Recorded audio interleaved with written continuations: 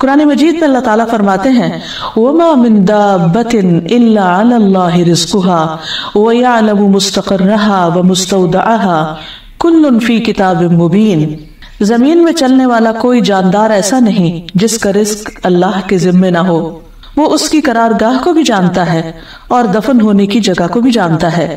یہ سب کچھ واضح کتاب میں یعنی لوح محفوظ میں لکھا ہوا موجود ہے۔ یعنی ایک طرف اللہ تعالیٰ نے اپنی مخلوق کو پیدا کیا، انسان، حیوانات، کیڑے مکوڑے، سمندر کے اندر کی مخلوقات، پھر ان کی ضروریات مختلف بنائی اور پھر ان تمام ضروریات کو پورا کیا۔ پھر اسی طرح وہ مخلوق پیدا کی جو زمین پر بظاہر چلتی ہوئی نظر نہیں آتی، لیکن خود اس نے اس کی تخلیق کا ذکر فرمایا، مثلا فرشتے، تو ان کا رزق تسبیح میں رکھ دیا گیا۔ پھر اسی طرح جنات، تو ان کی ضرورت کے مطابق ان کو بھی رزق عطا کیا۔ یعنی کوئی بھی جاندار ایسا نہیں جو رزق سے محروم ہو، ہر ایک کو اس کی ضرورت اللہ سبحانہ وتعالیٰ نے بطریق احسن پوری کی۔ اور پھر یہ بھی بتا دیا کہ نہ صرف یہ کہ اس کے کھانے پینے کا رزق بلکہ اس کی دیگر ضروریات بھی پوری کی۔ دیگر ضروریات میں اہم ترین ضرورت انسان کا ٹھکانہ ہوتی ہے، اس کا گھر ہوتا ہے، اس کے رہنے کی جگہ ہوتی ہے، اور نہ صرف یہ کہ انسان کے لیے بلکہ جتنے بھی جاندار ہیں ان سب کے لیے اللہ تعالیٰ نے رہنے کے بھی بہترین انتظام کیے۔ کوئی مخلوق پہاڑوں میں رہ رہی ہے، کوئی جنگلوں میں ہے، کوئی درختوں میں گھونسلے بنا کے رہتے ہیں، کوئی کسی اور جگہ پر، تو ہر ایک کا یہ انتظام بھی موجود ہے۔ پھر مرنے کے بعد اس کو کہاں کہاں سمانا ہے اس کا بھی انتظام اللہ سبحانہ تعالیٰ نے خود کر رکھا ہے۔ اور فرمائی یہ سب کچھ ایک کتاب میں لکھا ہوا ہے، یعنی یہ صرف ہیپیزڈ طریقے سے پیدا نہیں ہو رہا بلکہ ہر چیز ایک پوری پلاننگ کے ساتھ ہو رہی۔ اور اس سے پہلے کہ اللہ تعالیٰ ان ساری مخلوقات کو پیدا کرتا، اللہ تعالیٰ نے ان تمام چیزوں کا مکمل ریکارڈ اپنی کتاب میں لکھوا دیا۔ پھر اسی طرح اللہ تعالیٰ نے رزق کے معاملے میں بعض کو بعض پر فضیلت بھی عطا کی ہے، یعنی کچھ لوگوں کو زیادہ دیا اور کچھ کو کم دیا۔ بظاہر دیکھنے میں یوں لگتا ہے کہ جن کو زیادہ ملا ہے شاید اللہ تعالیٰ ان سے بہت راضی ہے، اور جن کو نہیں ملا اللہ تعالیٰ ان سے ناراض ہے۔ ایسا ہرگز نہیں، اللہ تعالیٰ نے بعض لوگوں کو دے کر آزمایا ہے اور بعض لوگوں کو نہ دے کر آزمایا ہے۔ بعض اوقات ہم دیکھتے ہیں کہ اس کے نافرمان بندوں کو بہت کچھ ملا ہوتا ہے، اور دوسری طرف اس کے فرما برداروں کے لیے 2 وقت کا کھانا بھی محال ہوتا ہے۔ اس میں کیا حکمت ہے یہ بھی وہی بہتر جانتا ہے، لیکن قلیل غذا ہو یا کثیر ہو، سب کچھ دینے والا دراصل اللہ تعالیٰ ہے۔ اللہ تعالیٰ فرماتے ہیں وَاللَّهُ فَضَّلَ بَعْدُكُمْ عَلَى بَعْدٍ فِي الرِّزْقِ فَمَا الَّذِينَ فُضِّلُوا بِرَادِّ رِزْقِهِمْ عَلَى مَا مَلَكَتْ أَيْمَانُهُمْ فَهُمْ فِيهِ سَوَاءٌ أَفَبِنِعْمَةِ اللَّهِ يَجْحَدُونَ۔ اور اللہ نے تم میں سے بعض کو بعض پر رزق میں فوقیت بخشی ہے، یعنی یہ تقسیم اللہ سبحانہ وتعالیٰ کی ہے۔ پس وہ لوگ جنہیں فوقیت دی گئی ہے، جنہیں زیادہ دیا گیا ہے، کسی صورت اپنا رزق ان غلاموں پر لوٹانے والے نہیں، کسی اور کو دینے والے نہیں جن کے مالک ان کے دائیں ہاتھ ہیں یا جو ان کے کنٹرول میں ہیں کہ وہ اس میں برابر ہو جائیں۔ تو کیا وہ اللہ کی نعمت کا انکار کرتے ہیں؟ یعنی اللہ سبحانہ وتعالیٰ کے ساتھ پھر وہ دوسروں کو اور شریک کیوں ٹھہراتے ہیں؟ تو توحید میں سے ایک بات یہ بھی ہے کہ انسان اپنے رزق کا مالک اللہ ہی کو سمجھے اور پھر جواباً اسی کا شکر گزار ہو۔ اور جہاں تک رزق کی کمی بیشی کا تعلق ہے تو یہ فیصلے اللہ سبحانہ وتعالیٰ کے ہاتھ میں ہیں۔ ہم دیکھتے ہیں کہ صحابہ کرام جو نبی صلی اللہ علیہ وسلم کے قریبی ساتھی تھے، بعض اوقات ان کی ہجرت کی وجہ سے اور جنگ پر جنگ کی وجہ سے معاشی حالات مدینہ کے خصوصی طور پر بہت ہی دگرگوں تھے۔ ایسے میں اللہ سبحانہ وتعالیٰ نے ان لوگوں کو جان اور مال اور بھوک کے ساتھ آزمایا، جیسے کہ قرآن مجید میں اللہ تعالیٰ فرماتے ہیں وَلَنَبْلُوَنَّكُمْ بِشَيْءٍ مِّنَ الْخَوْفِ وَالْجُوعِ وَنَقْصٍ مِّنَ الْأَمْوَالِ وَالْأَنفُسِ وَالثَّمَرَاتِ، کہ ہم ضرور تم کو آزمائیں گے، خوف سے، بھوک سے، مالوں اور جانوں کی کمی سے اور پھلوں کی کمی سے۔ تو خوشخبری ہے صبر کرنے والوں کے لیے کہ جب انہیں کوئی مصیبت آتی ہے تو وہ اللہ ہی کو یاد کرتے ہیں کہ ہم اللہ کے اور اسی کی طرف لوٹ کے جانے والے ہیں۔ تو بہرحال اللہ سبحانہ وتعالیٰ نے دنیا میں چونکہ انسان کو امتحان کے لیے بھیجا ہے تو اس کا امتحان رزق میں کمی بیشی کے ساتھ بھی ہوتا ہے۔ عبداللہ بن مسعود فرماتے ہیں کہ اللہ کے رسول صلی اللہ علیہ وسلم نے اپنے صحابہ کرام کے چہروں پر بھوک کے آثار دیکھ کر فرمایا خوش ہو جاؤ، پسند قریب تم پر ایک زمانہ آنے والا ہے کہ تم میں سے کسی ایک پر صبح و شام سرید کے پیالے پیش کیے جائیں گے، نہیں تمہیں رزق میں بہت وسعت مل جائے گی۔ انہوں نے عرض کیا اللہ کے رسول صلی اللہ علیہ وسلم کیا ہم اس دن بہتر ہوں گے یعنی وہ دن ہمارے لیے اچھے ہوں گے یا آج کے اچھے ہیں؟ آپ نے فرمایا بلکہ آج تم اس دن سے بہتر ہو، یعنی تمہاری ایمانی حالت، تمہاری اخلاقی حالت اور تمہاری قدر و قیمت آج زیادہ ہے، اگرچہ تمہارے پاس کھانے کو پورا رزق نہیں۔ تو اس سے یہ بھی پتہ چلتا ہے کہ صرف انسان کی خوش قسمتی اس کے پاس زیادہ کھانے پینے کا سامان ہونے سے ہی نہیں ہوتی، بلکہ ایمان بھی ایک رزق ہے جو اللہ تعالیٰ انسان کو عطا کرتا ہے۔ تقوی، توکل، انابت، خشیت، اللہ کی طرف رجوع، اللہ تعالیٰ کی طرف انسان کا دھیان ہونا، اس کے ذکر کی توفیق ہونا، یہ ساری چیزیں بھی اللہ کا رزق ہے جو انسان کو ملتی ہیں۔ پھر اسی طرح دین کا علم، سمجھ بوجھ، اس میں غور و فکر اور اس میں تفقہ کے مواقع، یہ سب بھی اللہ تعالیٰ کا رزق ہے۔ پھر اللہ کے بندوں کے دلوں میں محبت کا ڈالا جانا، یہ محبت بھی ایک رزق ہوتا ہے جو اللہ تعالیٰ بندوں کو عطا کرتا ہے۔ تو یہ تمام چیزیں بھی نعمتوں میں شمار ہوتی، لیکن عموماً ہوتا یہ ہے کہ جب ہماری زندگی میں کسی ایک چیز کی کمی ہوتی ہے تو ہم باقی ساری نعمتوں کو بھول جاتے ہیں اور پھر ناشکری کرنے لگتے ہیں، ناراض ہونے لگتے ہیں، اور بعض اوقات مایوس ہو کر اللہ سبحانہ وتعالیٰ کی عبادت تک چھوڑ بیٹھتے ہیں بعض لوگ پریشانیوں میں آ کر۔ تو انسان کو ہمیشہ جو ملا ہے اس کی طرف دھیان ہونا چاہیے، اس کا خیال ہونا چاہیے، اس پر شکر گزاری ہونی چاہیے، نہ کہ ان چیزوں پر جو انسان کے لیے اللہ تعالیٰ نے کسی حکمت کے تحت اس سے روک دی یا اس کو عطا نہیں کی۔ پھر اسی طرح اولاد بھی انسان کے لیے ایک رزق ہے۔ اللہ سبحانہ وتعالیٰ جسے چاہتا ہے دیتا ہے، جسے چاہتا ہے نہیں دیتا، جسے چاہتا ہے صرف لڑکیاں دیتا ہے، جسے چاہتا ہے صرف لڑکے دیتا ہے، جسے چاہتا ہے ملا جلا کر دیتا ہے، جسے چاہتا ہے صحت مند دیتا ہے، جسے چاہتا ہے بیمار اولاد دے دیتا ہے۔ یہ سب کچھ بھی دراصل اس کی اپنی تقسیم ہے۔ اور پھر انسان، جیسے کہ اس حدیث سے پتہ چلتا ہے کہ نبی صلی اللہ علیہ وسلم نے بھوک کے زمانے کو ان صحابہ کے لیے بہتر وقت بتایا۔ تو جب کسی بھی چیز کی بھوک یا کسی بھی چیز کی کمی زندگی میں آئے تو انسان یہی سمجھے کہ اللہ سبحانہ وتعالیٰ نے میرے حق میں جو فیصلہ کیا ہے وہ ایک بہترین فیصلہ ہے اور مجھے خوشی سے قبول ہے۔ تو ایسے لوگوں کے لیے اللہ سبحانہ وتعالیٰ بے پناہ اجر لکھتے ہیں، بشر الصابرین، کہ خوشخبری دے دو ایسے صبر کرنے والوں کو۔ اور صحابہ کرام کے اوپر جو یہ مشکل حالات تھے اس کے بارے میں فضالہ بن عبید کہتے ہیں کہ رسول اللہ صلی اللہ علیہ وسلم جب نماز پڑھا کرتے تھے تو اصحاب صفہ میں سے بعض حضرات بھوک سے نڈھال ہو کر بے ہوش ہو کر گر جاتے، یعنی اتنی سخت آزمائش تھی ان پر۔ تو دیہاتی لوگ کہتے کہ یہ پاگل ہیں، یعنی جو لوگ صحیح طور پر ایمان نہیں لائے ہوئے تھے اور ناسمجھ قسم کے تھے۔ چنانچہ جب رسول اللہ صلی اللہ علیہ وسلم نماز سے فارغ ہوتے تو ان کی طرف منہ پھیر کر فرماتے، اگر تم جان لو کہ اس فقر و فاقے پر اللہ تعالیٰ تمہیں کس قدر انعام و اکرام سے نوازیں گے تو تم اس سے بھی زیادہ فقر و فاقہ کو پسند کرنے لگو۔ یعنی اللہ تعالیٰ نے اگر کسی ایک چیز سے تمہیں محروم کیا، تمہیں اگر پتہ چل جائے کہ اس کے پیچھے کتنا ریوارڈ ہے، کتنا اجر و ثواب ہے، تو تم اپنے اس حال پر راضی ہو جاؤ، بلکہ اس سے بھی بدتر حال پر راضی ہو جاؤ اور خوش ہو جاؤ کہ اللہ نے ہمیں اس امتحان کے لیے چنا۔ لیکن انسان اپنی کم علمی اور ناسمجھی کی وجہ سے اس حقیقت کو پا نہیں سکتا اور عموماً پھر شکر گزار نہیں ہوتا۔ لیکن ہم دیکھتے کہ صحابہ اللہ سبحانہ وتعالیٰ کے وہ چنے ہوئے لوگ تھے، کنتم خیر امت، بہترین امت تھے، کہ اللہ سبحانہ وتعالیٰ نے جن کو اس سعادت سے نوازا کہ انہیں اپنے پیارے حبیب محمد صلی اللہ علیہ وسلم کی کمپنی اور صحبت نصیب کی، ان کی جو رزق کی قلت تھی وہ انہیں پھر میٹر نہیں کرتی تھی، کیونکہ انہیں اس سے بہت بڑی چیز نصیب ہو گئی تھی جس کی انہیں قدر بھی تھی۔ بعض اوقات اللہ سبحانہ وتعالیٰ ہر بندے کو کوئی نہ کوئی ایسی نعمت ضرور دیتے نہیں، اگر ایک چیز میں کمی دیتے ہیں تو دوسری طرف زیادتی بھی کسی چیز کی ہوتی، لیکن بندے کا دھیان عموماً کمی کی طرف تو رہتا ہے، لیکن جو نعمت اس کو وافر مقدار میں ملی ہوتی اس کی طرف اس کی توجہ نہیں جاتی۔ لیکن صحابہ کرام بہت عقل مند لوگ تھے، بہترین لوگ تھے کہ جنہوں نے اس کمی پر اللہ تعالیٰ سے شکوہ نہیں کیا بلکہ صبر کیا۔ عبداللہ بن شفیق فرماتے ہیں کہ میں ابو ہریرہ کے ساتھ مدینہ منورہ میں 1 سال مقیم رہا، تو انہوں نے مجھ سے ایک دن فرمایا کہ ہم لوگ حضرت عائشہ کے حجرے کے پاس تھے، ہم اپنے آپ کو اس حال میں دیکھتے تھے کہ ہم کو کپڑے مہیا نہیں سوائے پٹی پرانی چادروں کے، اور ہم میں سے کسی پر ایک ایسے دن بھی آئے کہ وہ اس قدر بھی کھانا حاصل نہیں کر سکتا تھا جس سے اس کی پشت سیدھی رہ سکے، یہاں تک کہ ہم میں سے کوئی ایک پتھر لے کر اپنے بھوکے پیٹ پر باندھ لیتا، پھر اسے کپڑے سے کس لیتا تاکہ پشت سیدھی ہو جائے۔ یعنی اس قدر فاقے کی حالت میں بھی صحابہ کے منہ سے کبھی شکوہ نہیں سنا کیا۔ اور پھر اسی طرح ہم دیکھتے ہیں کہ اس قلت کے برداشت کرنے کے بعد اللہ تعالیٰ نے انہی پر بہت اچھا وقت بھی دنیا میں دکھایا۔ اور ان میں سے ایک ایک مختلف علاقوں کے گورنر بنے اور دنیا میں بھی ان پر نعمت عام ہو گئی۔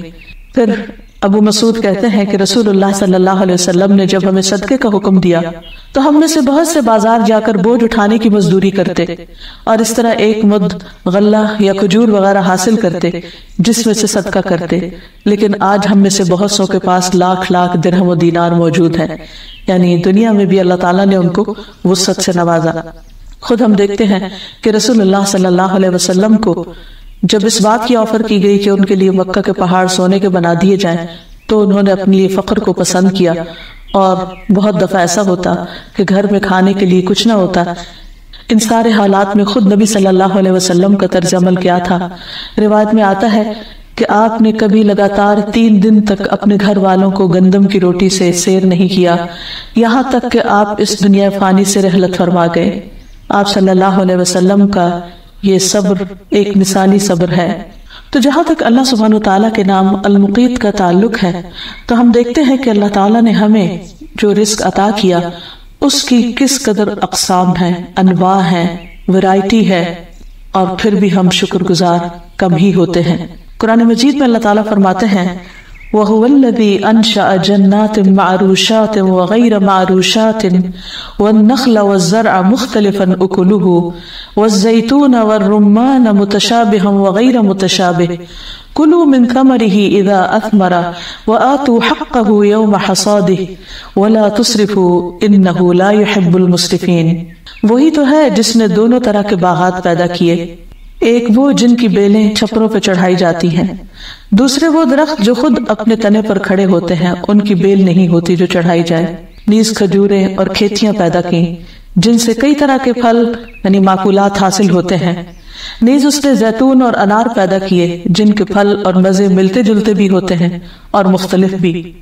جب یہ درخت پھل لائیں تو ان سے خود بھی کھاؤ، اور فصل اٹھاتے وقت ان میں سے اللہ کا حق بھی ادا کرو اور بے جا خرچ نہ کرو، کیونکہ اللہ اسراف کرنے والوں کو پسند نہیں کرتا۔ تو اس سے ہمیں یہ پتہ چلتا ہے کہ کچھ چیزیں اللہ سبحانہ وتعالیٰ نے انسان کی غذا کے طور پر پیدا کی ہیں، کچھ چیزیں ذائقے کے لیے پیدا کی ہیں، کچھ چیزیں شفا کے طور پر پیدا کی ہیں، اور پھر زمین کے مختلف حصوں میں انسانوں کی ضرورت موسم کی تبدیلیوں کے مطابق مختلف غذائیں اللہ تعالیٰ نے پیدا کی ہیں جن کا ہم شمار نہیں کر سکتے۔ ایک اور جگہ پر فرمایا فَلْيَنظُرِ الْإِنسَانُ إِلَىٰ طَعَامِهِ أَنَّا صَبَبْنَا الْمَاءَ صَبًّا ثُمَّ شَقَقْنَا الْأَرْضَ شَقًّا فَأَنبَتْنَا فِيهَا حَبًّا وَعِنَبًا وَقَضْبًا وَزَيْتُونًا وَنَخْلًا وَحَدَائِقَ غُلْبًا وَفَاكِهَةً وَأَبًّا مَتَاعًا لَكُمْ وَلِأَنْعَامِكُمْ۔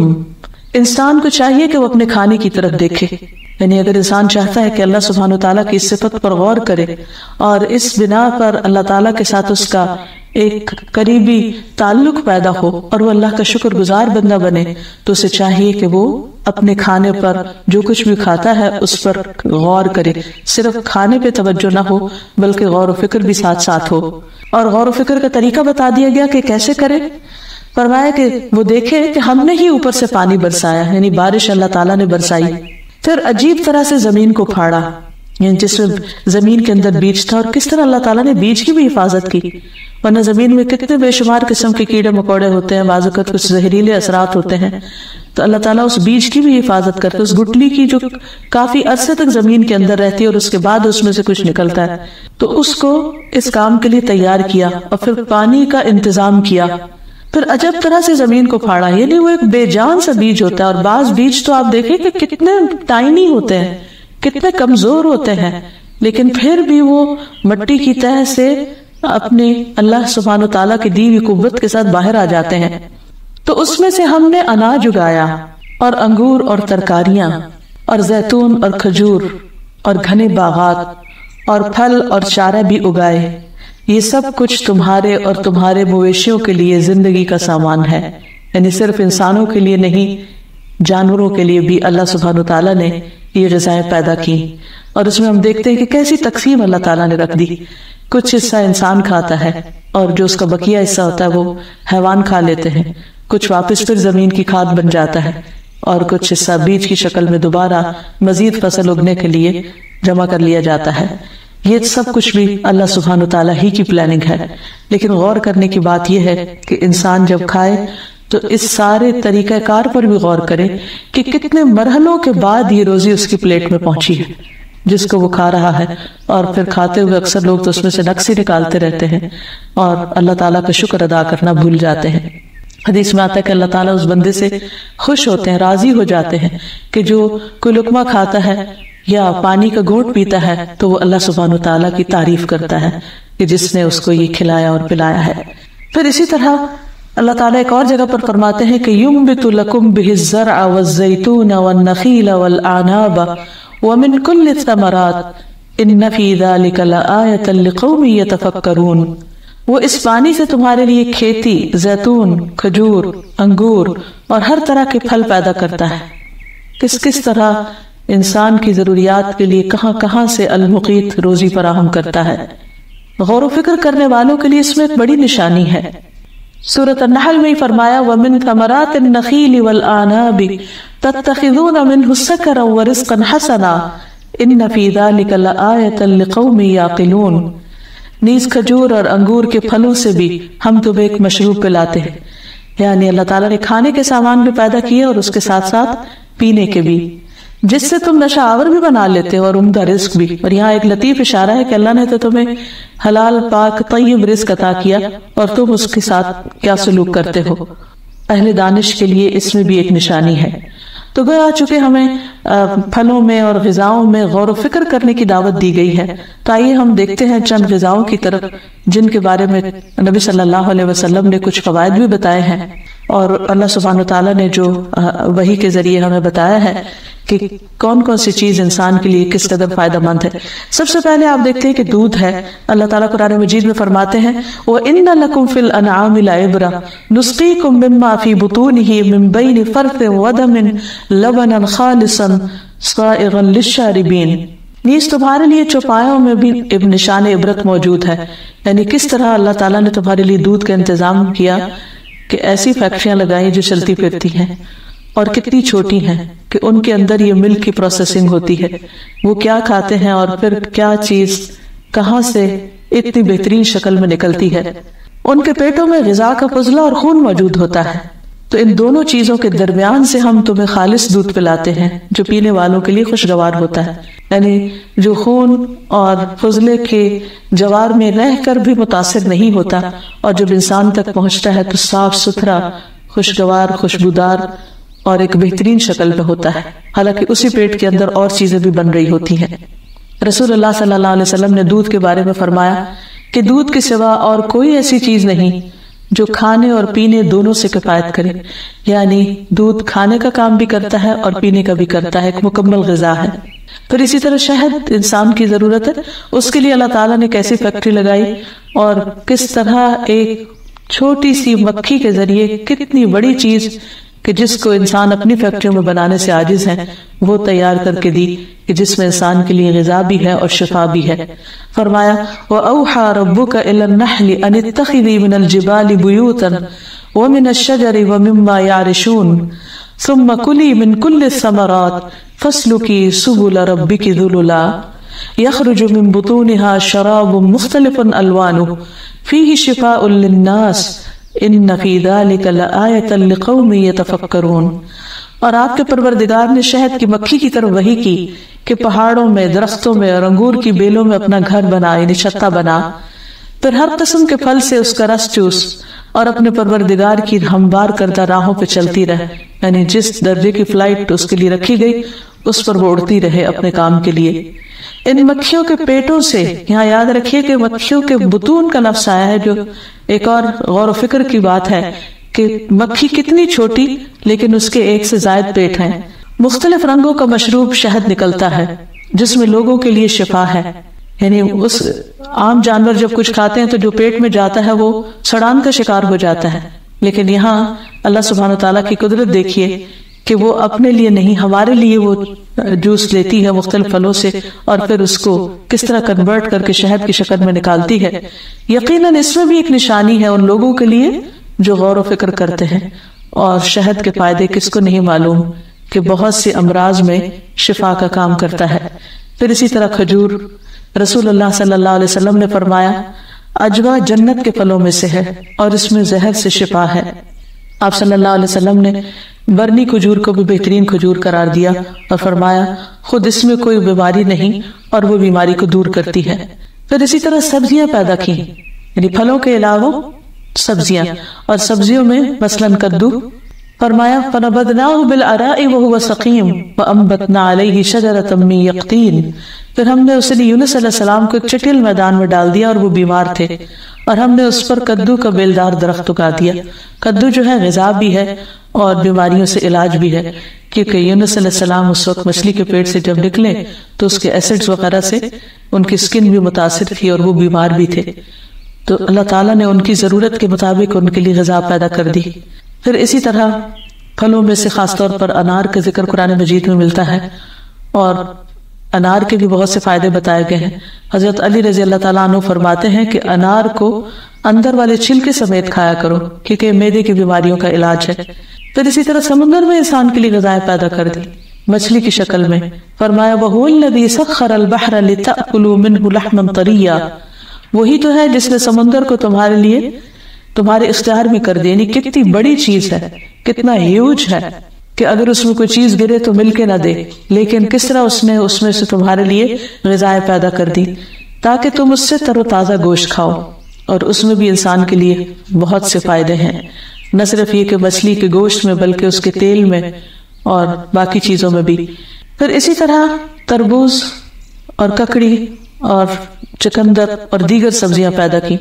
مثلا چکندر اور جو کے بارے میں آتا ہے، ام منذر بنت قیس انصاریہ کہتی ہے کہ رسول اللہ صلی اللہ علیہ وسلم میرے گھر تشریف لائے، آپ کے ساتھ حضرت علی رضی اللہ تعالیٰ عنہ بھی تھے، اور اس وقت وہ بیماری سے اٹھے تھے، کمزور تھے۔ ہمارے یہاں کھجوروں کے خوشے لٹک رہے تھے، تو رسول اللہ صلی اللہ علیہ وسلم اٹھے اور ان سے کچھ کھانے لگے۔ حضرت علی بھی ان سے کھانے لگے، تو آپ نے ان سے فرمایا رک جاؤ، تم ابھی کمزور ہو۔ چنانچہ وہ کھجور کھانے سے رکے رہے۔ ام منذر کہتی ہے کہ میں نے جو اور چکندر پکائے تو آپ صلی اللہ علیہ وسلم کی خدمت میں پیش کیے، تو آپ نے فرمایا اے علی یہ لے لو، یہ تمہارے لیے مفید ہے۔ پھر اسی طرح زمزم کا پانی، اس میں شفا بھی ہے، غذا بھی ہے، اور کس کثرت کے ساتھ اللہ سبحانہ وتعالیٰ نے اس پانی کو زمین سے نکالا ہے کہ جو بذات خود ایک معجزہ ہے۔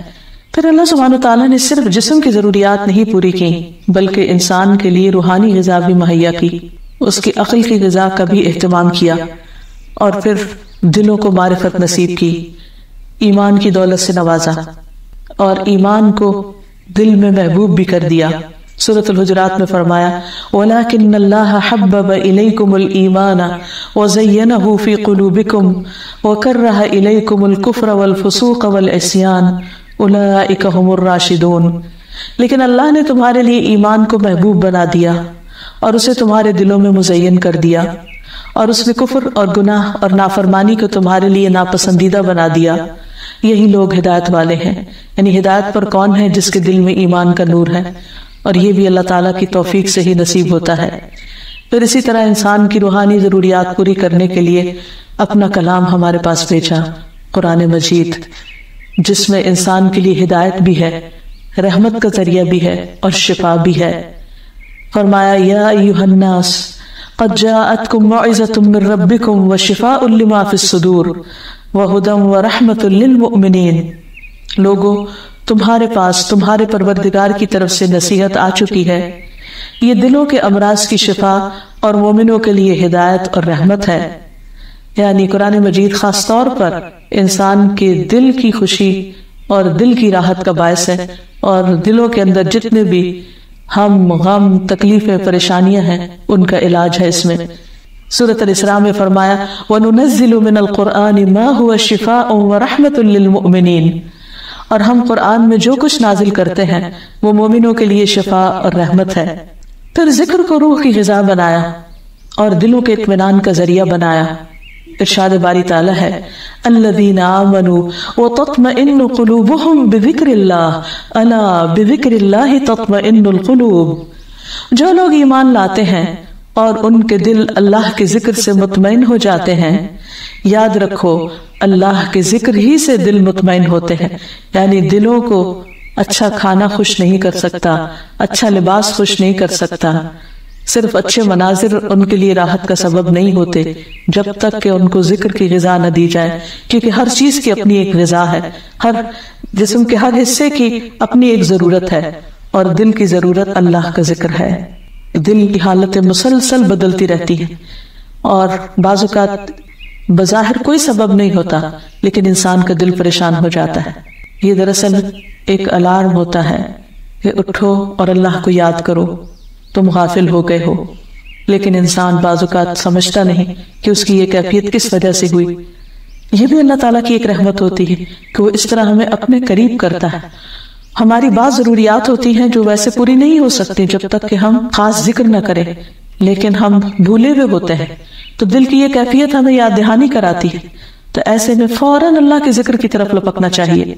اس میں تسبیحات بھی ہیں، استغفارات بھی ہیں، تعوذات بھی ہیں، درود شریف بھی ہے، آیت کریمہ بھی ہے۔ کوئی بھی ذکر انسان اللہ سبحانہ وتعالیٰ کا شروع کر سکتا ہے، اور پھر نماز میں روحانی سکون ہے۔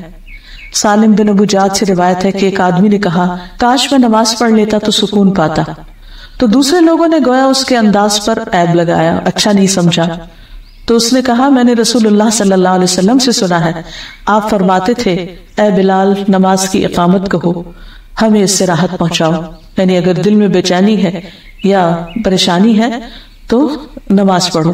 نبی صلی اللہ علیہ وسلم کا اپنا طرز عمل کیا تھا کہ اذا حزبہ امر فزع الی الصلاۃ، جب آپ کو کوئی اہم معاملہ پیش آتا تو فوراً نماز کی طرف دوڑتے، نماز کی طرف لپکتے۔ اور ویسے بھی آپ دیکھیں کہ دن میں 5 مرتبہ اللہ سبحانہ وتعالیٰ حی علی الصلاۃ اور حی علی الفلاح کے ساتھ ہمیں کامیابی کی طرف بلاتے ہیں، نماز کی طرف بلا کر۔ نبی صلی اللہ علیہ وسلم اللہ ہم سب کو بھی عطا فرمائے۔ اب بندہ جب اللہ تعالیٰ کے اس نام کو جان لیتا ہے اور اللہ تعالیٰ کی نعمتوں پر غور کرتا ہے، ان کے فائدے جان لیتا ہے، اور ہر طرف اس کو یہ نظر آتا ہے کہ ہمارے پاس جتنے بھی رزق کے سامان ہیں وہ سب اللہ تعالیٰ ہی کے دیے ہوئے ہیں، تو پھر انسان کے اندر ایک خاص قسم کا اخلاق پیدا ہونا چاہیے۔ اس نام کو اس کی زندگی میں اثر آتے ہی اس کے اندر کچھ تبدیلی آنی چاہیے، کیونکہ ہر علم اگر انسان کے اندر تبدیلی لائے تو وہی اس کے لیے مبارک علم ہے، ورنہ اس کے لیے وہ بوجھ بن جاتا ہے۔ سب سے پہلی بات تو یہ کہ انسان رزق کے معاملے میں اللہ کی تقسیم پر راضی رہے، اور اس معاملے میں اگر کچھ تاخیر ہو رہی ہو تو بے چین ہو کر، پریشان ہو کر، شیطان کے وسوسوں کا شکار ہو کر اللہ تعالیٰ سے ناراض نہ ہو، بلکہ اللہ تعالیٰ سے اچھی امید رکھے۔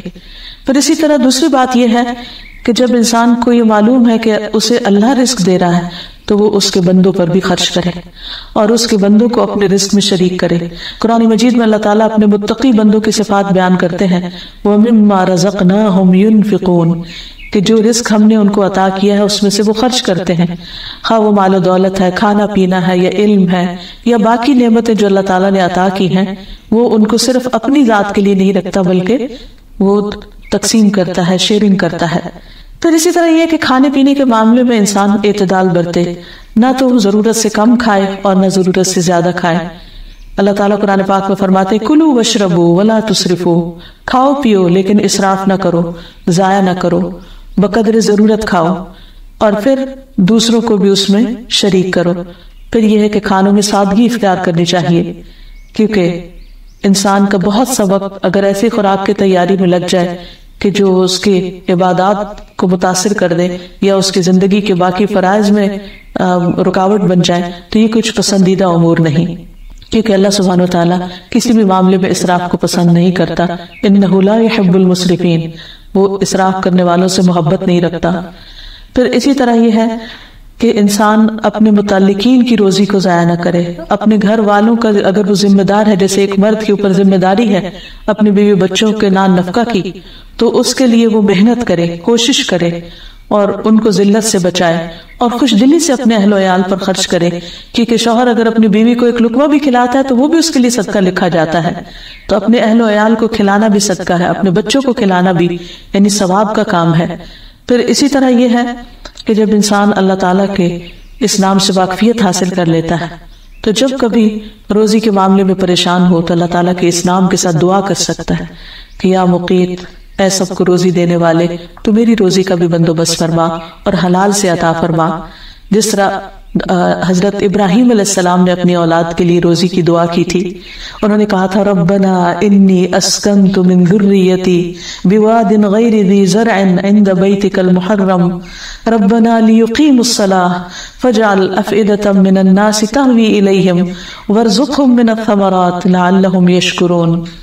اے ہمارے رب، میں نے اپنی اولاد کے ایک حصے کو تیرے قابل احترام گھر کے پاس ایک ایسے میدان میں لا بسایا ہے جہاں کوئی کھیتی نہیں، کچھ نہیں اگتا یہاں، اور میری اولاد یہاں ہے، میری بیوی یہاں ہے.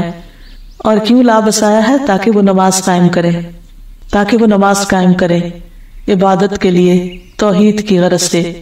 اے ہمارے رب، لوگوں کے دلوں کو ان کی طرف مائل کر دے، یعنی محبت کا رزق بھی عطا کر دے ان کو، اور انہیں کھانے کو پھل مہیا فرما، یعنی بہترین رزق، یعنی کھانے کی چیزوں میں سے سب سے بہترین کھانا جو ہے وہ پھل ہے.